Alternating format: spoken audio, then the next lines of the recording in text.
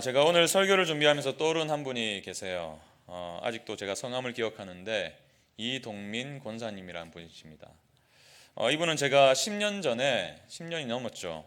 전도 폭발 지도자 임상훈련을 받았을 때 저의 훈련자로 함께 동참하신 분이세요.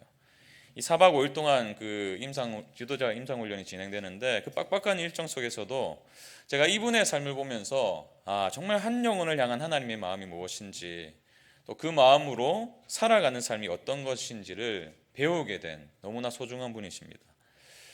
사역을 시작한 지 얼마 되지 않는 젊은 목회자에게 복음의 열정을 진짜 몸으로 삶으로 가르쳐 주셨어요. 이 지도자 임상훈련을 가시면 이 평신도 훈련자와 함께 약속된 대상자들을 만나서 이렇게 복음을 전합니다. 한 학기 동안 사실 암기해야 될 전문인데 3일 정도 여유를 주고 그 다 외워야 돼요. 3일 동안. 또 직접 그 내용을 가지고 대상자 앞에서 복음을 전해야 됩니다.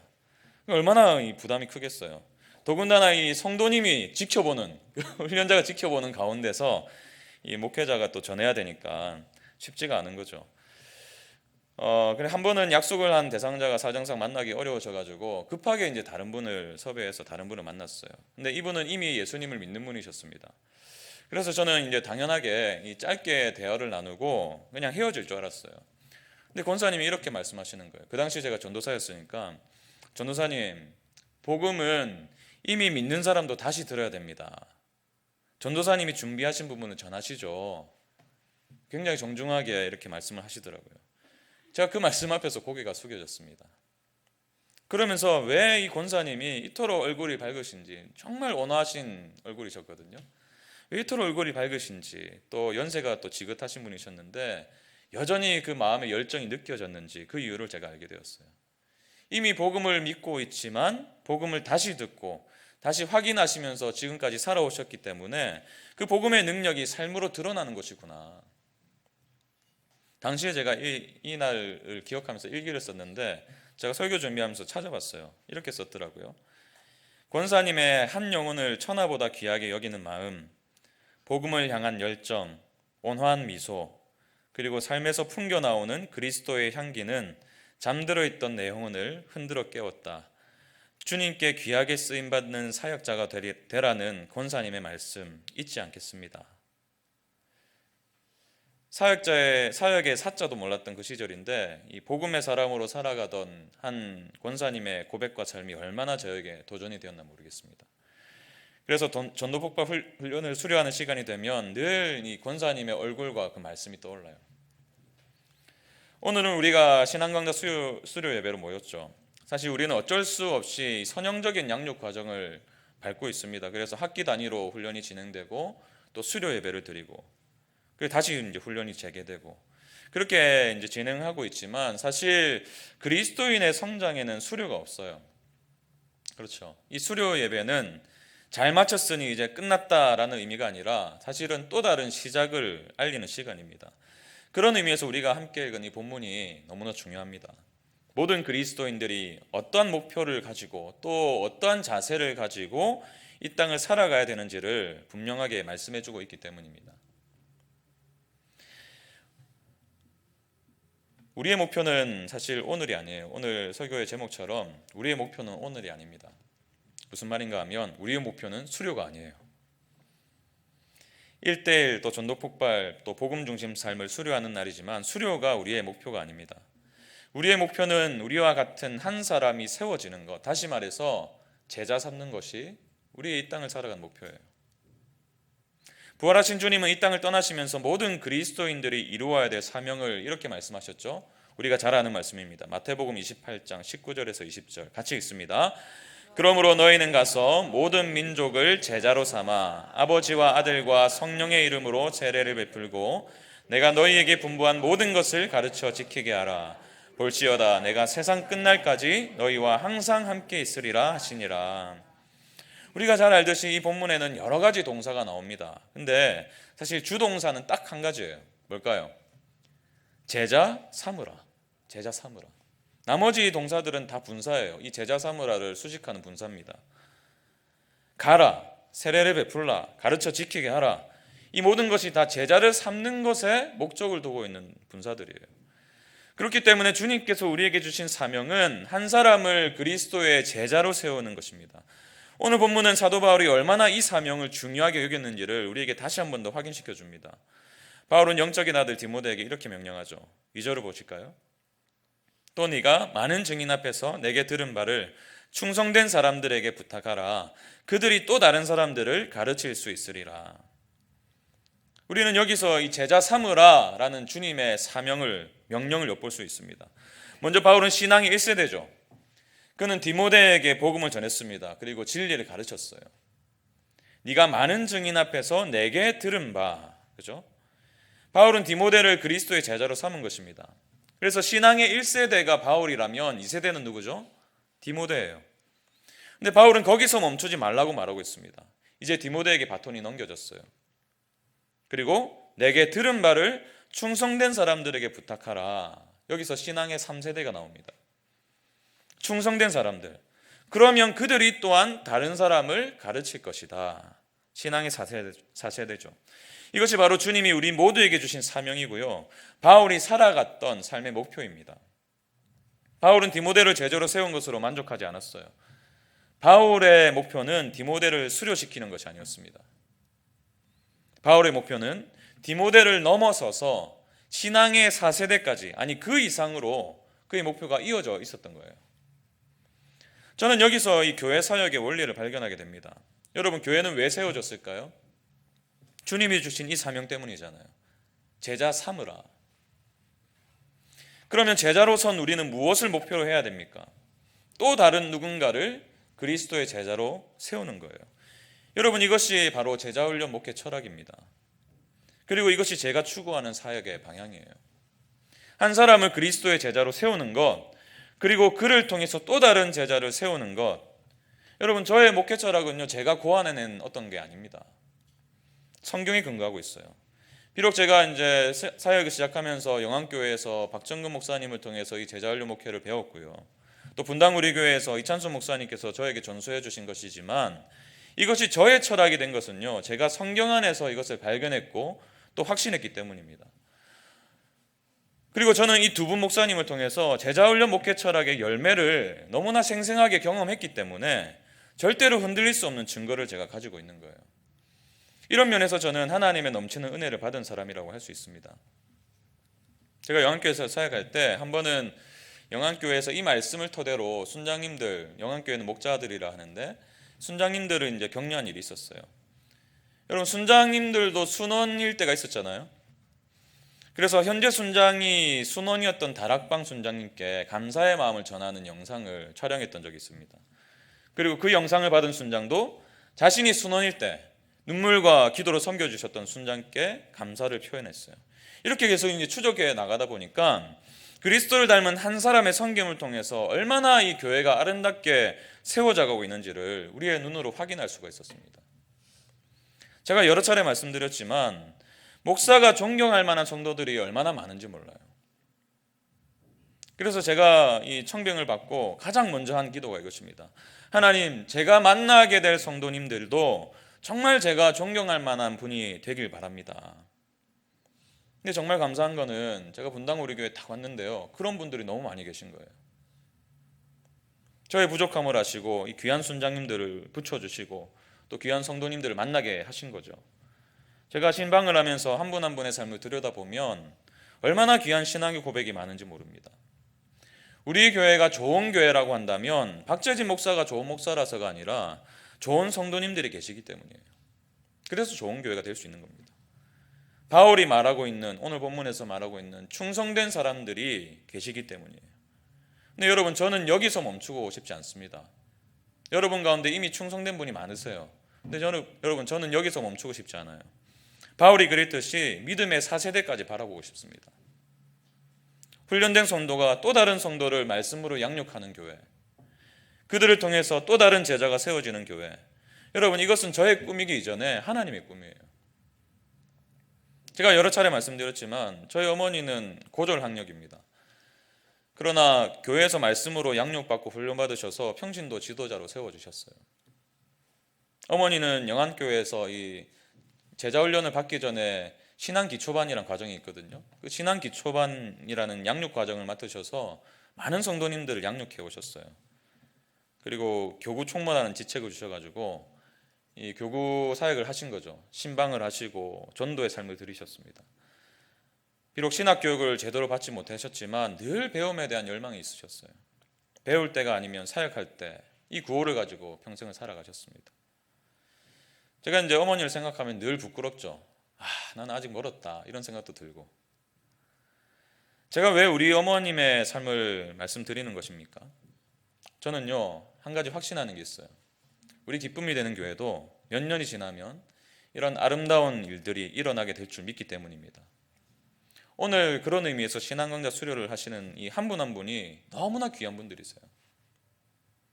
이런 과정을 통과하시면서 이전보다는 좀 더 성숙한 삶을 살아가게 될 것이고 마침내 그리스도 안에서 충성된 사람들, 즉 복음 안에서 믿음직한 사람들이 될 것을 제가 확신하기 때문입니다. 이것이 우리의 목표예요. 여러분, 그렇다면 이것을 이루기 위해서 우리는 어떤 태도로 삶을 살아가야 될까요? 물론 오늘 본문은 목사가 목사에게 주는 권면이죠. 바울이라는 사도가 후배 목사인 디모데에게 주는 권면입니다. 그러나 모든 성도들이 또 다른 제자 삼는 것이 인생의 목표라고 한다면 사실 저와 여러분 모두를 향한 주님의 권면이라고 저는 믿습니다.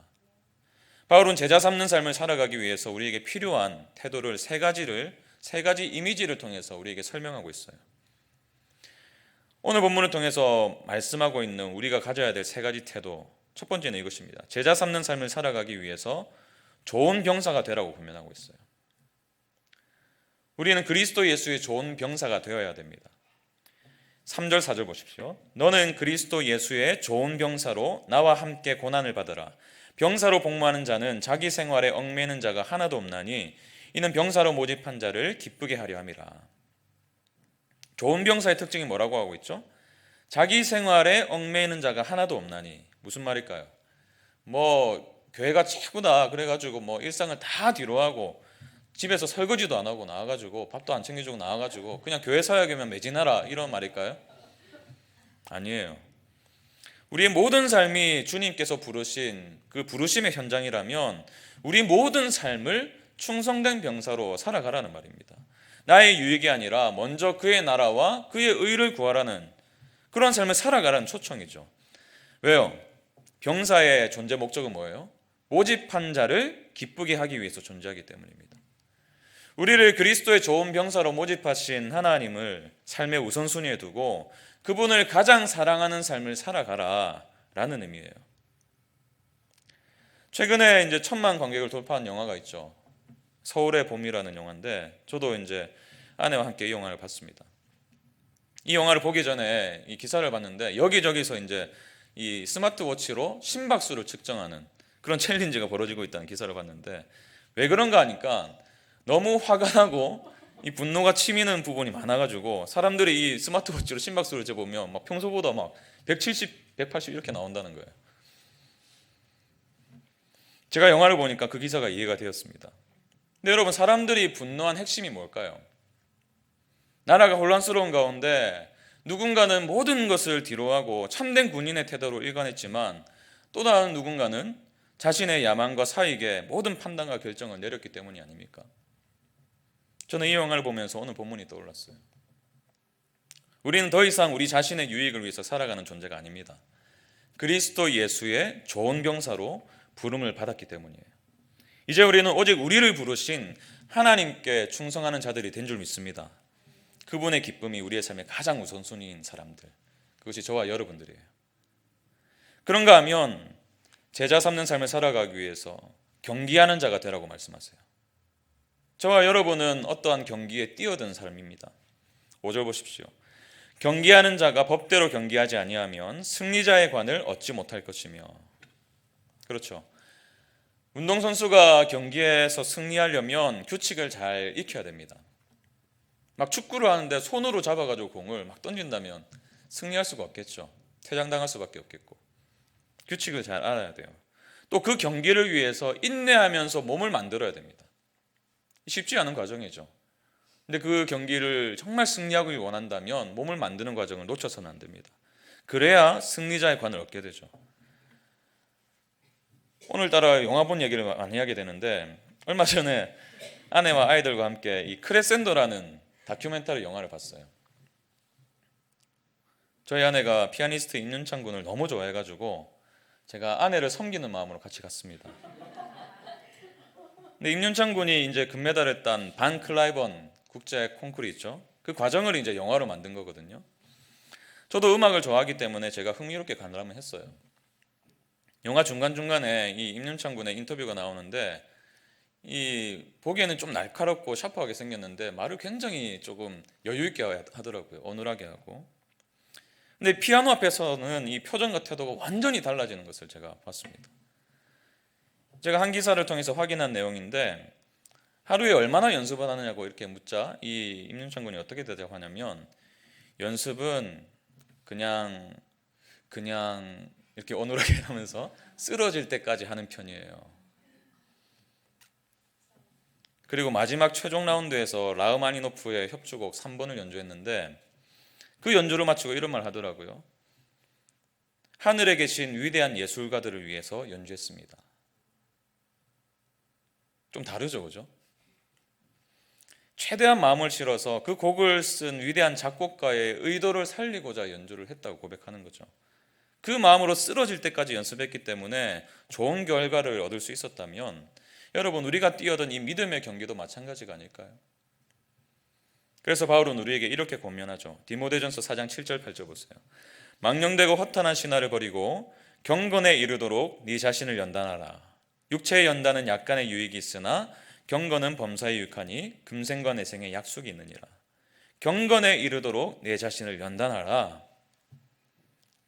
전폭 1단계를 마치셨다면 이제 끝이 아닌 거예요. 계속해서 전문을 사용해야 됩니다. 이제는 수료했네, 전문 다 까먹고 그렇게 사시면 안 돼요. 그래야 완전히 내 것이 되죠. 전문을 계속 사용하시려면 어떻게 해야 돼요? 만나는 사람마다 복음을 전하셔야 됩니다. 그래야지 나도 복음을 매일 들을 수 있어요. 1대1 과정을 마치셨다면 이제 성도님들을 말씀으로 양육하셔야 돼요. 그 양육의 자리에 나아가셔야 됩니다. 이 과정을 통해서 예수님을 더 깊이 알게 되었다면 그보다 깊은 주님의 측량할 수 없는 풍성함을 날마다 그 말씀 안에서, 진리 안에서 누리며 살아가셔야 돼요. 이것이 내 자신을 연단하라는 하나님의 우리를 향한 말씀이기 때문입니다. 여러분, 영적인 연습을 게을리하지 마시기 바랍니다. 마지막으로 제자 삼는 삶을 살아가기 위해서 수고하는 농부가 되라고 말씀하세요. 6절 보십시오. 수고하는 농부가 곡식을 먼저 받는 것이 마땅하니라. 성실한 농부는요, 보이지 않는 것을 봅니다. 무슨 말인가요? 아직 열매가 없어요. 근데 열매를 보는 거죠. 미래에 열리게 될 열매를 보면서 오늘 거름을 뿌리고 물을 주는 거예요. 지금은 저희 아버지가 이제 정리하신 지 오래되셨지만 수년 전에 경북 풍기라는 곳이 있거든요. 사과로 유명합니다. 인삼으로도 유명하고. 거기가 저희 외가댁이었어요. 작은 사과밭을 이제 사셔가지고 경작을 하셨습니다. 저희 외가 어르신들이 오랫동안 사과 농사를 지으셨거든요. 그래서 할머님의 도움을 받으면서 이제 시작을 하신 거죠. 아버지가 이전에는 농사를 지어본 적이 있느냐? 한 번도 없어요. 근데 그러다 보니까 이제 초기에 여러 가지 이제 어려움을 겪으셨죠. 그러나 포기하지 않으시더라고요. 부산에서 풍기까지가 가까운 것 같지만 멉니다. 그럼에도 일주일에 한 번은 꼭 가셔가지고 거름을 주시고 또 밭에 물을 대시더라고요. 저는 이제 나무 묘목을 심으면 열매가 바로 맺히는 줄 알았어요. 근데 첫 열매까지 3년이 걸리더라고요. 그 긴 시간을 매주 오가시면서 저희 아버지가 뭘 보셨을까요? 마침내 맺힐 열매를 보셨겠죠. 그러니까 그렇게 막 쉬지 않으시고, 저는 아직까지 잊지 못해요. 이 첫 열매를 수확하시고 집으로 가져오셨던 그 아버지의 표정, 얼마 양도되지 않았어요. 근데 이게 첫 수확이다 하시면서 환하게 웃으시던 그 모습을 잊지 못합니다. 어쩌면 우리의 영적인 열매가 더디게 맺히는 것처럼 보일 수 있어요. 양육 과정을 하나 마쳤는데 여전히 변화된 부분이 미비할 수 있습니다. 그러나 기억하세요. 저와 여러분은 미래를 보는 사람들이에요. 지금은 보이지 않지만 마침내 우리의 인생의 성숙을 허락하실 그 하나님의 은혜를 기대하면서 그 미래의 열매를 바라보면서 오늘 최선을 다하는 삶을 살아가는 것입니다. 그 열매를 바라보면서 오늘 걸음을 주고 오늘 물을 줄 때 마침내 그 수고의 결실을 하나님께서 맺히게 하실 줄 믿습니다. 다시 한번 말씀드립니다. 우리의 목표는 오늘이 아니에요. 우리는 그리스도의 제자로 부름받았습니다. 그리고 또 다른 제자를 세우기 위해서 그것을 목표로 살아가는 사람들이에요. 그렇기 때문에 오늘의 수료가 끝이 아니라 오히려 시작인 줄로 믿습니다. 오늘 수료하는 양육 과정의 공통점이 뭔지 아세요? 전도 폭발, 1대1, 양육자 동반자 반, 또 복음 중심 삶. 공통점이 뭘까요? 복음이에요. 전도 폭발은 복음을 날 것 그대로 전하는 과정이고요. 1대1 과정은 예수 그리스도가 누구신지부터 시작하잖아요. 복음 중심 삶을 말 그대로 무엇이 복음인지를 새롭게 다루는 과정이에요. 그러므로 오늘 우리가 반드시 기억해야 될 말씀은 1절입니다. 1절 같이 읽어봅시다. 시작. 내 아들아, 그러므로 너는 그리스도 예수 안에 있는 은혜 가운데서 강하고. 제가 지금까지 말씀드린 모든 것의 기초가 되는 말씀이에요. 그러므로 너는 그리스도 예수 안에 있는 은혜 가운데서 강하고. 이 강하다라는 단어가 동사로 수동태예요. 현재 수동태입니다. 날마다 그 은혜를 받을 때, 그 은혜를 경험할 때 그것이 우리의 힘이 된다는 거예요. 그것이 우리가 정말 제자로 삼는 삶을 목표로 하고 이 세 가지 태도로 살아갈 수 있는 힘이 된다는 말씀입니다. 우리가 복음 안에 있는 은혜 가운데서 힘을 얻을 때 비로소 주님의 사명을 이루어갈 수 있다는 거예요. 그러기 위해서 말 그대로 복음에 담긴 그 은혜에 우리의 삶을 날마다 노출시켜야 됩니다. 그러려면 수료로 끝내서는 안 돼요. 배운 것을 계속해서 익히시고 그 속에서 은혜를 발견하시기 바랍니다. 전도 폭발을 통해서 복음을 전하시기 바라고, 또 1대1 동반자반을 수료한다면 이제 내가 1대1 양육자가 될 그날을 꿈꾸시면서 살아가시기 바랍니다. 1대1 양육자로 수료하셨다면 정말 한 영혼의 가치를 가슴에 품고 사랑으로 또 다른 누군가를 계속해서 양육해 가시길 바랍니다. 복음 중심 삶을 수료한다면 정말 이 짧은 인생을 복음을 중심으로 두고 내가 살아가리라, 그렇게 결정하시고 날마다 복음 가운데로 나아가시기 바랍니다. 그 목표를 두고 오늘 그리스도의 좋은 병사로, 또 경기에 임하는 자로, 수고하는 농부의 태도로 경건을 연습하며 살아가시길 축복합니다. 그럴 때에 우리 교회도 수많은 평신도 지도자들이 건강하게 세워질 줄로 믿습니다. 이를 통해서 주님이 맡기신 사명을 온전히 감당하는 기쁨이 되는 교회가 되길 바랍니다.